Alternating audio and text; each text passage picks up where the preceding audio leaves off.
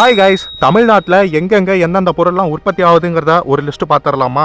வாங்க பார்க்கலாம். பட்டு சேலைகள், பருத்தி சேலைகள், பட்டு வேஷ்டி, அங்கவஸ்திரம், பட்டு சட்டை, பருத்தி வேஷ்டிகள், பருத்தி லுங்கிகள். ஓகேங்களா? இந்த டிசைன்ஸ்லாம் பார்த்து வச்சுக்கோங்க. இந்த சிம்பிள்லாம் அப்படியே இந்த ஆண்டையும் பார்த்துடலாம். இந்த சிம்பிள்ஸ்லாம் மெயினுங்க, அதுதான் உங்களுக்கு முக்கியம். கொசுவலை, தரை விரிப்புகள், வீட்டு அலங்கார துணிகள், மேசை விரிப்புகள், அதாவது ஸ்கிரீன் துணிங்க, துண்டு, பெட்ஷீட் மற்றும் படுக்கை விரிப்புகள். பார்த்துக்கிட்டீங்களா?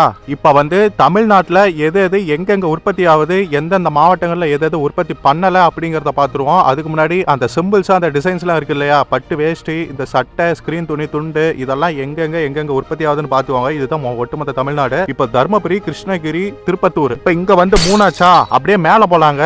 சென்னை, செங்கல்பட்டு, விழுப்புரம், கள்ளக்குறிச்சி, அப்படியே கீழே போலாம். நாகப்பட்டினம், அப்புறம் இந்தாண்ட பாத்தீங்கன்னா புதுக்கோட்டை. அவ்வளவுதாங்க. இந்த 9 டிஸ்ட்ரிக்ட்ல வந்து எந்த ஒரு மெட்டீரியலுமே உற்பத்தியுமே இல்ல.